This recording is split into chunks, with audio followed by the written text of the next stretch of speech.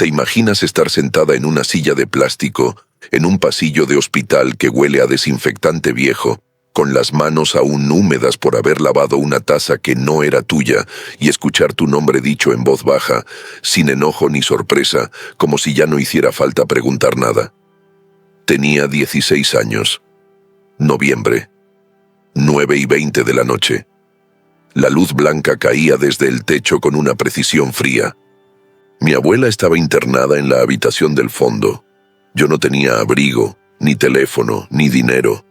Solo una mochila escolar apoyada contra la pared y la sensación exacta de que algo ya había sido decidido.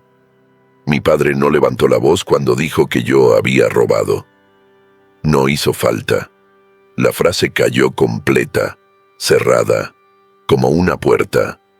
El dinero no desaparece solo. Y en ese segundo entendí que, pasara lo que pasara después, ya era demasiado tarde. Sigue conmigo. Esta historia no termina ahí. El pasillo estaba casi vacío. Un carrito metálico chirrió al girar la esquina, y luego volvió el silencio, espeso, administrativo. Mi madrastra miraba el suelo. Mi hermana mayor sostenía el bolso contra el pecho, rígida, como si la acusación también pudiera mancharla. Yo no dije nada. No porque no supiera qué decir, sino porque el cuerpo aprende rápido cuándo hablar empeora las cosas. En la pared, un reloj marcaba los segundos con un tic seco que no coincidía con mi respiración. Pensé en mi abuela detrás de la puerta, conectada a cables que subían y bajaban con un ritmo ajeno. Pensé en la palabra herencia, flotando en el aire, aunque nadie la hubiera pronunciado todavía. El dinero había desaparecido esa tarde. Así lo dijeron. Una suma concreta, repetida con exactitud. 32.000. No redondearon. Las cifras exactas siempre suenan verdaderas. Alguien recordó en voz alta que yo tenía una copia vieja de la tarjeta. Alguien agregó que había ido sola al banco la semana anterior. Nadie preguntó para qué. Nadie preguntó a qué hora. Mi padre cruzó los brazos y asintió una vez, como quien confirma un trámite. Con la abuela en el hospital, esto no lo voy a permitir, dijo. Y entonces apareció la consecuencia, presentada como cuidado. No podía volver a la casa. Salimos sin mirarnos. Afuera llovía. No una lluvia fuerte, sino una persistente, de esas que empapan sin hacer ruido. El estacionamiento brillaba bajo los faroles. Caminé detrás de ellos contando pasos, no por disciplina, sino para no pensar. En el auto, el vidrio empañado devolvía mi reflejo fragmentado. Nadie habló. Cuando llegamos, mi padre abrió la puerta, sacó mi mochila del baúl y la dejó en el suelo. No hubo empujón, no hubo escena. Mañana veremos, dijo. La puerta se cerró. La cerradura sonó nueva. Me quedé mirando la madera, registrando los detalles que después no se olvidan. Una astilla levantada. La marca oscura donde alguna vez hubo un golpe. El frío empezó por los tobillos. Caminé hasta la esquina porque quedarse quieta parecía una admisión. La calle estaba vacía. Un kiosco cerraba sus persianas. Me senté en el cordón con la mochila entre las piernas y apoyé la frente en las rodillas. No lloré. El llanto pide testigos. Pensé en el banco, en el número que se repetía como una contraseña, en la forma en que las historias se vuelven sólidas cuando se cuentan igual. Pensé también en mi abuela, que siempre guardaba los recibos en un sobre azul y anotaba fechas al dorso con una letra pequeña, obstinada. Dormí poco esa noche, interrumpida por el sonido de los autos que pasaban mojando el asfalto. A la mañana siguiente, el hospital volvió a llamarnos. No me avisaron. Me enteré por una vecina que había visto el auto temprano. Caminé hasta allí con la mochila colgando de un hombro. En la recepción, dije el nombre de mi abuela. La enfermera revisó la pantalla y levantó la vista apenas un segundo. Familia directa está adentro, dijo. La palabra directa pesó más que el cansancio. Me senté en la misma silla de plástico, el mismo pasillo, el mismo reloj. A media mañana, apareció una mujer con una carpeta gris.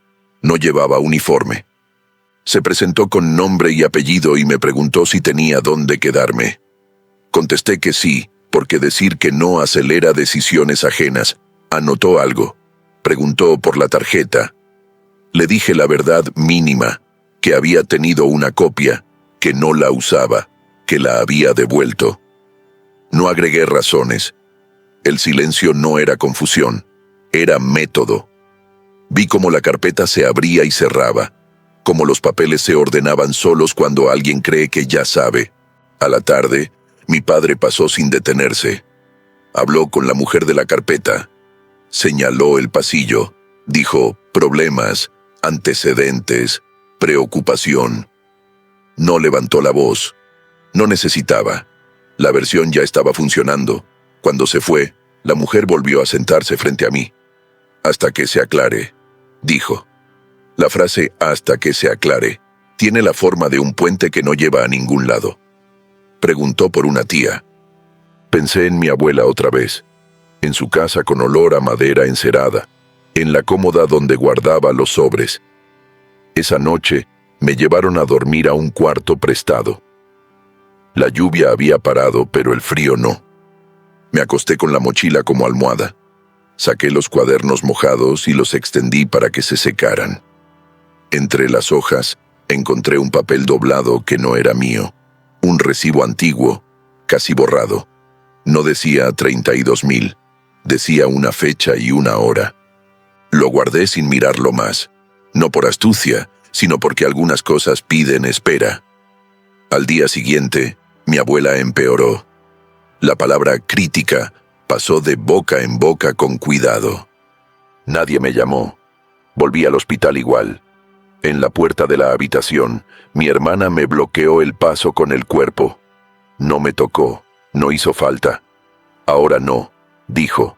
Me quedé mirando el marco de la puerta, el borde de la cortina, el tubo que asomaba. Pensé en el sobre azul. Pensé en la cifra exacta repetida como un rezo. Pensé en la cámara del banco que todos olvidan porque nadie la ve. Esa tarde, la mujer de la carpeta regresó con otra persona. Un hombre mayor, de zapatos gastados, que no tomó notas. Escuchó. Preguntó una cosa sola. ¿A qué hora? Respondí. Dijo, bien. Se fue. No prometió nada. No pidió nada. La urgencia no se parece a la esperanza. Se parece a un orden nuevo. Al anochecer, mi padre volvió a pasar por el pasillo. Esta vez me vio. Dudó apenas. Suficiente. No dijo nada. Yo tampoco. El silencio, cuando funciona, deja marcas. Afuera, el reloj seguía marcando segundos que no coincidían con la respiración. Dentro, la historia avanzaba sola, con la precisión de las cifras que no redondean. Y aunque nadie lo dijo en voz alta, todos sabíamos que el dinero no era lo único que había desaparecido. La mañana empezó sin avisar. Un ruido de carros metálicos, un saludo que no era para mí, el olor del café recalentado en la sala de descanso. Me levanté antes de que alguien me llamara porque quedarse en la cama convierte a otros en dueños del tiempo. Me lavé la cara en un baño ajeno. Conté los segundos del agua fría y volví a guardar todo en la mochila como si el orden pudiera protegerme. Afuera, el cielo estaba bajo y gris. En la recepción del hospital, una hoja nueva había reemplazado a la anterior. Nadie explicó el cambio. Nadie lo necesitaba. El rótulo empezó a funcionar rápido. No llegó como un grito, sino como una corrección suave. Mejor espera aquí. Ahora no es conveniente. Después vemos. Las frases no acusaban, organizaban. La mujer de la carpeta gris me pidió el nombre completo, la fecha de nacimiento, la dirección que ya no tenía. Anotó sin mirarme. Cuando levantó la vista, fue solo para confirmar algo que ya estaba escrito. Me preguntó por la tarjeta otra vez, con la misma calma. Respondí lo mismo. El silencio, otra vez, no era ausencia, era registro. A media mañana, un policía apareció en el pasillo. No llevaba prisa. Se presentó. Preguntó si yo era quien decía ser y me pidió que lo acompañara a un escritorio pequeño, junto a la ventana. El vidrio estaba empañado. Dijo, no es una denuncia formal. Dijo, solo aclarar. Las palabras solo y aclarar se apoyaron una sobre la otra como si se sostuvieran. Me preguntó por el banco, por la suma exacta, por la fecha. Respondí sin adornos. Cuando terminó, escribió algo breve y guardó el papel. No me dijo qué. Tampoco pregunté. La tarde trajo visitas que no entraban a la habitación. Mi madrastra habló con la enfermera en voz baja. Mi hermana evitó cruzar el pasillo. Alguien mencionó tutela como quien menciona el clima. La palabra no necesitó contexto. Se quedó flotando, útil. La mujer de la carpeta regresó con una copia de un formulario y me pidió que firmara un recibo de información. Leí despacio. Firmé. Guardé una copia doblada en el bolsillo de la mochila, junto al papel viejo que había encontrado la noche anterior. Las cosas importantes se reconocen sin explicarse. Dormí en otro lugar esa noche. Una casa que no era casa. Un cuarto con una cama estrecha y una ventana que no cerraba del todo. El frío volvió a subir desde el suelo. Me acosté vestida. Pensé en mi abuela, en su respiración irregular, en la forma en que siempre me pedía que anotara las fechas porque la memoria engaña. Pensé en el banco otra vez, en las cámaras que miran sin ser vistas. Pensé en el número exacto, repetido con tanta seguridad que empezaba a sonar hueco. Al día siguiente, el hospital llamó temprano, no para mí. Lo supe por el movimiento. Entradas y salidas rápidas, pasos que no se detienen. Llegué igual. En la puerta de la habitación, la enfermera me pidió que esperara. Esperé. Desde el pasillo, escuché una frase corta, dicha sin énfasis. Hay que ordenar los papeles. No dijeron cuáles. No hacía falta. El rótulo ya había decidido el camino. La mujer de la carpeta me llevó a una oficina pequeña. Había una planta seca en la esquina y una impresora que no dejaba de parpadear. Me habló de opciones como quien enumera horarios. Dijo, temporal. Dijo, hasta que se aclare. Me pidió un teléfono de contacto. No tenía. Anotó vecina.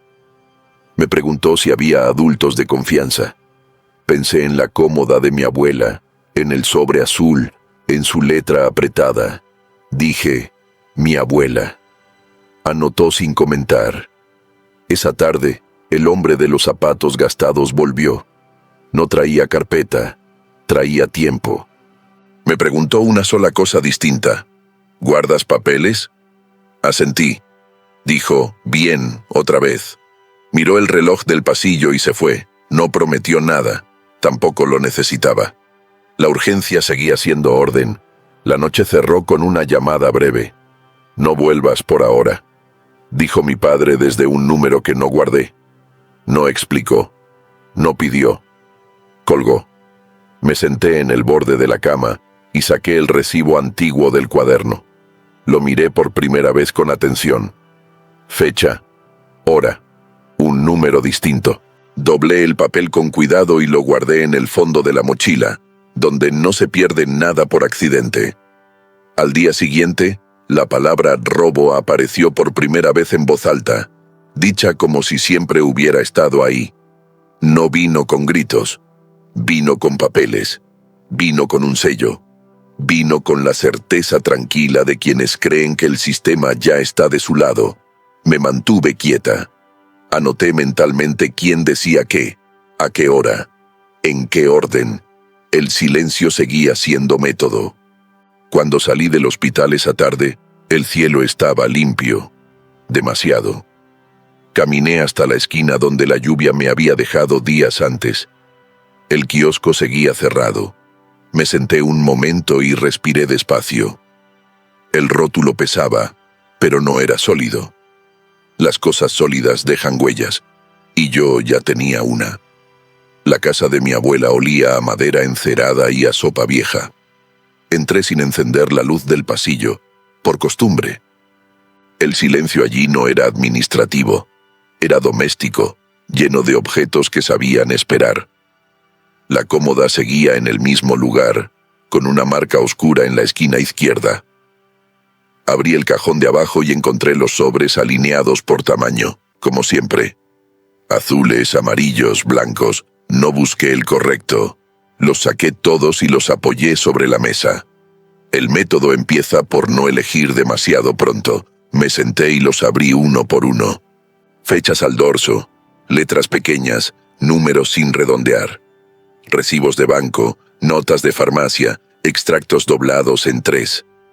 Nada explicaba nada, todo mostraba. Separé por meses, luego por semanas. El papel antiguo que había encontrado en el cuaderno encajó sin esfuerzo en una secuencia que no necesitó palabras. La hora no coincidía con la versión. La cámara del banco, pensé. La cámara siempre ve. Guardé todo en una carpeta rígida que encontré en el estante. No la rotulé. El método no pide títulos. Dormí en la habitación chica, con la ventana cerrada por primera vez en días. A la mañana, el teléfono fijo sonó 2 veces y se detuvo. No atendí.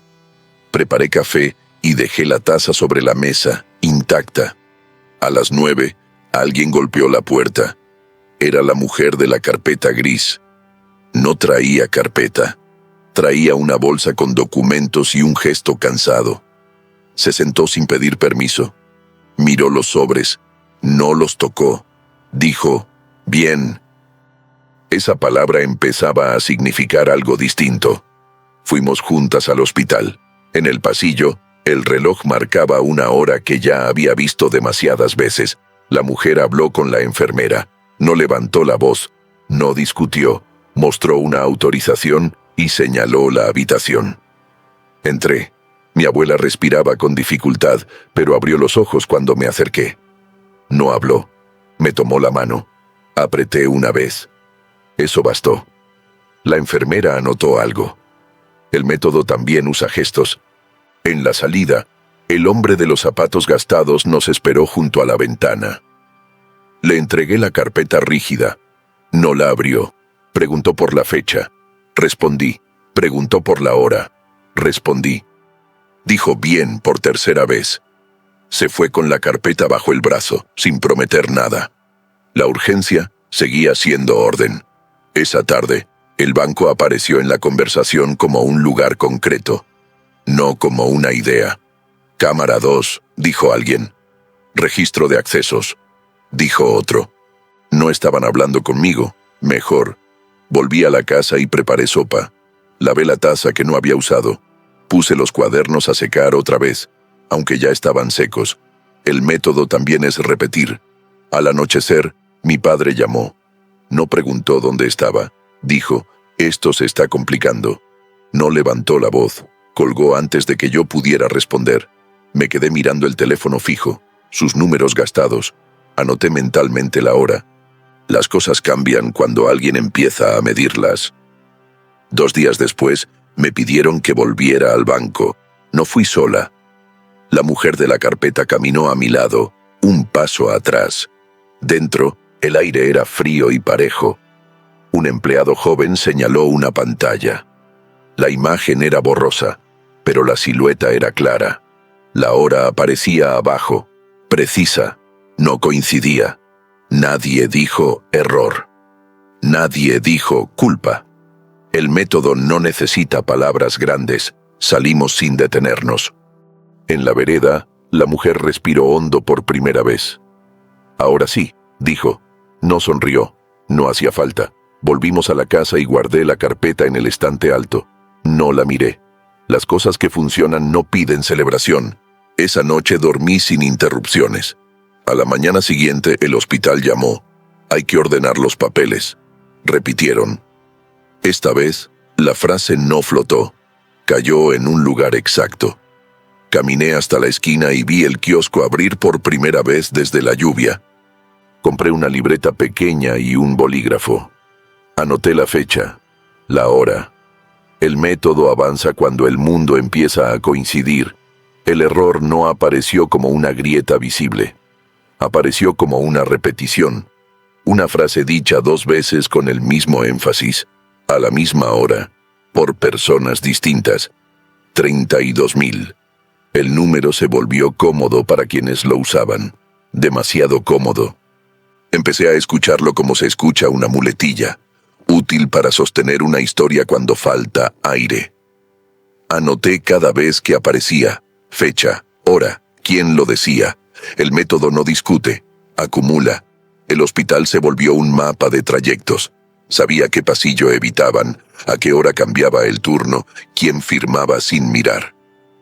La mujer de la carpeta ya no se sentaba frente a mí, se sentaba al lado. El hombre de los zapatos gastados aparecía cuando hacía falta y se iba antes de que alguien pudiera pedirle algo. No explicaba, señalaba. A veces, solo levantaba una ceja. El método también lee cuerpos. Un recibo olvidado apareció en la mesa de la cocina de la casa familiar. No era mío. No estaba en la carpeta. Era nuevo. Tenía una fecha posterior a la desaparición. Lo vi cuando me permitieron entrar 10 minutos para recoger ropa. Mi hermana hablaba por teléfono en el living. Mi madrastra ordenaba cajones con una precisión nerviosa. Tomé una camiseta del respaldo de la silla y dejé el recibo donde estaba. Anoté mentalmente la hora. Las cosas que quedan a la vista suelen ser errores. En el banco, el registro de accesos mostró algo que nadie esperaba ver. No una imagen clara, sino una ausencia. La cámara 2 había sido cubierta durante 4 minutos esa tarde. 4, no 5, no 3, 4. El empleado dijo, mantenimiento, dijo, normal. El hombre de los zapatos gastados preguntó quién firmó el mantenimiento. El nombre apareció en una pantalla secundaria, no coincidía con el turno. El método no acusa, compara. El sistema empezó a hablar entre líneas. Un correo reenviado sin borrar la cadena. Un formulario con un campo duplicado. Una firma que se parecía demasiado a otra. No eran pruebas sueltas, eran hábitos. Y los hábitos, cuando se repiten, dejan huellas. La mujer de la carpeta dejó de escribir. Empezó a subrayar. Mi padre llamó 2 veces esa semana. La primera para decir, esto se puede arreglar. La segunda para decir, estás exagerando. Las 2 frases eran viejas. Las 2 sonaban fuera de lugar. Anoté las horas. La urgencia había cambiado de manos. El hospital pidió una reunión, no en una sala grande, sino en una oficina estrecha con una ventana alta. Estaban todos los que debían estar y uno más. El uno más no habló. Escuchó. Cuando alguien repitió el número exacto, levantó la mano y pidió el registro completo, no el resumen. Nadie se ofreció. El método no presiona. Espera el silencio incómodo. Esa tarde, el error principal se mostró sin anunciarse. Un extracto bancario impreso con una fecha mal alineada. Minúscula. Visible solo si se mira 2 veces. La mujer de la carpeta lo deslizó sobre la mesa. Nadie lo tomó. El hombre de los zapatos gastados lo señaló con la punta del dedo. Aquí, dijo. Fue la primera palabra completa que le escuché. Salimos sin cerrar la puerta. Afuera, el cielo estaba claro. Demasiado claro para lo que venía. En la esquina, el kiosco vendía diarios con titulares grandes que no decían nada. Compré uno y lo doblé sin leer. Anoté la fecha, la hora. El método no celebra, pero reconoce. Esa noche, la llamada llegó tarde. Mi padre no habló de dinero. Habló de malentendidos. Dijo familia. Dijo cuidarnos. La palabra cuidarnos había cambiado de lado. Colgué sin responder. El silencio, cuando funciona, deja a otros sin frases. Al día siguiente, el tribunal fijó fecha. No lo anunciaron como una victoria. Lo anunciaron como un trámite. Eso era nuevo. Me senté en la sala de espera y miré el reloj. Los segundos, por primera vez, coincidían con mi respiración. El método había hecho su trabajo. Ahora, solo quedaba ver si el sistema sabía leerlo. El tribunal no olía a solemnidad, olía a papel viejo y a café frío. Llegué temprano porque llegar tarde concede terreno. Me senté en la segunda fila, del lado izquierdo, donde la luz de la ventana cae oblicua y obliga a entrecerrar los ojos. Saqué la libreta pequeña. Anoté la hora. El método no se suspende en los lugares formales. Mi padre entró con la seguridad de quien ha repetido una historia demasiadas veces. Saludó a conocidos, acomodó la chaqueta. Mi madrastra se sentó un poco más atrás. Mi hermana eligió una esquina. Nadie me miró. No hacía falta. La versión había caminado sola hasta ese lugar. Cuando llamaron el caso, el aire cambió apenas. No hubo discursos, hubo papeles. El juez pidió el registro completo, no el resumen. La mujer de la carpeta se levantó y entregó una copia ordenada por fechas. El hombre de los zapatos gastados se sentó al fondo, como si no perteneciera a ninguna parte. El método también sabe desaparecer. El banco apareció en la conversación como una secuencia, no como un evento, hora por hora, acceso por acceso. La cámara 2 dejó de ser una palabra y se volvió un intervalo de 4 minutos. El mantenimiento tuvo nombre y firma. El turno no coincidía. Nadie dijo intención. Nadie dijo fraude. El sistema no necesita adjetivos cuando los datos encajan. Mi padre habló. Dijo confusión. Dijo preocupación. Repitió el número exacto, 32,000. El juez levantó la vista y pidió el extracto original, no la copia. El original llegó con una fecha mal alineada, minúscula, suficiente. La mujer de la carpeta no sonrió, subrayó. La palabra tutela volvió, pero ya no flotó. Se apoyó en un papel con firmas que no eran las mismas. La abogada del banco pidió aclarar un punto. El juez pidió otro. Las preguntas empezaron a cruzarse. No había enojo, había precisión. El método, cuando llega a este punto, ya no necesita voz. Me llamaron a declarar. Dije mi nombre, dije mi edad, respondí lo justo, la hora, la fecha. No expliqué, no interpreté, mostré. El recibo antiguo pasó de mano en mano. La letra pequeña al dorso fue leída en silencio. El reloj del tribunal marcó una hora que no había visto antes. Mi padre interrumpió una vez. El juez levantó la mano. El silencio cayó pesado, pero distinto. Ya no era administrativo, era evaluativo. El hombre de los zapatos gastados se inclinó hacia adelante por primera vez. Señaló el intervalo. 4 minutos, dijo. 2 palabras. Bastaron. La resolución no fue larga. No habló de castigos. Habló de correcciones. La palabra restitución apareció sin énfasis. La palabra responsabilidad se dijo una vez. No hubo aplausos. Nadie lloró. El sistema había cambiado de lado sin anunciarlo. Salimos al pasillo. La mujer de la carpeta cerró la libreta. Bien, dijo por última vez. Mi padre no se acercó. Miró el suelo. La versión que había ensayado ya no servía. Yo anoté la hora. El método reconoce los finales cuando no hacen ruido. La reparación no llegó como un abrazo, ni como una disculpa. Llegó como un trámite que se cumple. El banco notificó por escrito. El hospital corrigió el registro. El tribunal dejó asentado lo que debía quedar asentado. Las palabras fueron sobrias. Las fechas precisas. El método no pide gestos. Pide que las cosas vuelvan a su lugar. Volví a la casa de mi abuela una mañana clara. Abrí las ventanas. El polvo se movió en el aire como si hubiera estado esperando. Coloqué los sobres en la cómoda, en el mismo orden, sin apuro. La carpeta rígida volvió al estante alto. No la miré.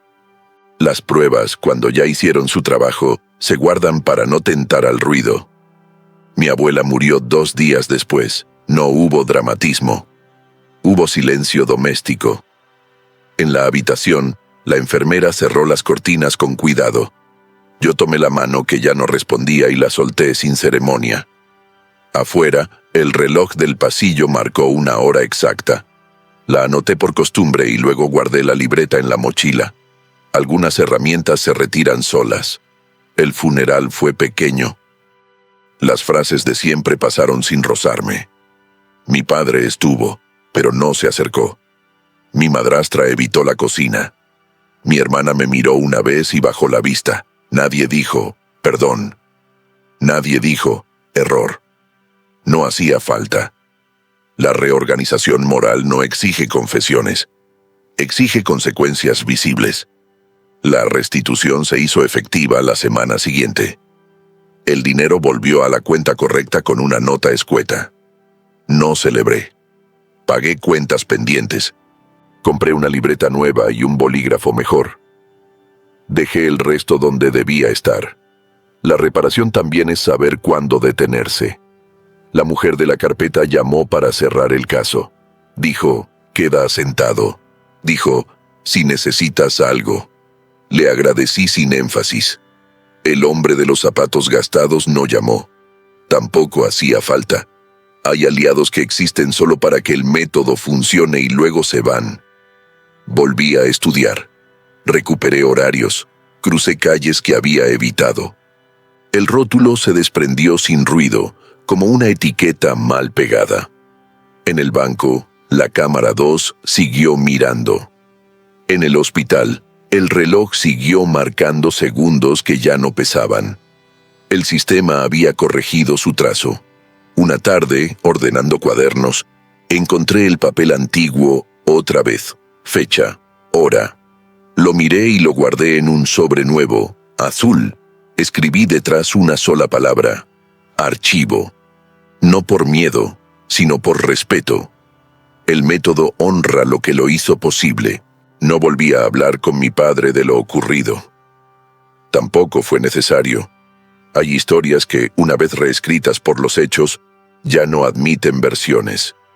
Caminé hasta la esquina donde había llovido aquella noche y compré un diario. Lo doblé sin leer. Anoté la hora por última vez y cerré la libreta. La reparación no fue venganza, fue corrección. Y cuando las cosas regresan a su lugar, el silencio deja de ser refugio y se vuelve descanso.